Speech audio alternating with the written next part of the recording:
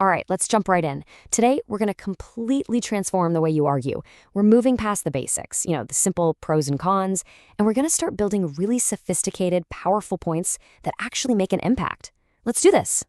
You've been there, right? You have a really strong opinion, but when you try to explain it, you just end up saying things like, oh, it's good for this, or it has a bad effect on that. It's so frustrating because you know there's more to it. Well, today, we are breaking out of that trap for good. Just look at this simple shift. It makes things better. I mean, it's fine, but saying it improves or enhances the situation. Now, that sounds precise. It's more convincing. This is exactly the kind of upgrade we're talking about, picking the perfect word to show the exact impact. So let's start with the positives. We're going to build a brand new toolkit for talking about all the good stuff, the advantages, without ever having to just say something is good.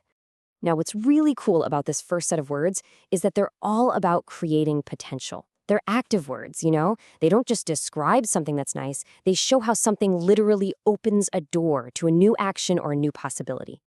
And this example just nails it. We're not just saying social media is good for talking. No, we're pinpointing its specific function. It allows it. It creates the very condition for that freedom to even exist. See how much stronger and more analytical that is? Okay, so this next group of verbs, these are all about direct, positive change.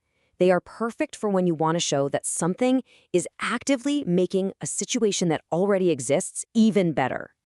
Oh, this is a perfect example. Boosts. It's such a dynamic word, right? You can almost feel that upward energy. It's so much more vivid than just saying tourism helps the economy. It suggests a really big, energetic lift. And that is the power of picking the right word. All right, we've covered the upside. So now let's apply that same laser focus to the other side of the coin, talking about disadvantages with real clarity and force, instead of just falling back on, well, it's bad. So the key thing here is that all of these words describe how something gets in the way. It's like they're putting up a barrier, whether it's just slowing things down, like hinders, or stopping something completely, like prevents. Each word defines that obstacle with incredible precision. Now, this is a fantastic example of sophisticated language in action. The word handicap here, it suggests creating a serious, long-term disadvantage for those partnerships. It paints a way clearer picture of the damage than just saying it's bad for business. And of course, we also have verbs for describing those direct negative consequences. These are words that communicate a sense of loss, of taking something away, weakening a position, or, maybe worst of all, actively making a bad situation even worse. This phrase is an absolute powerhouse. Exacerbates.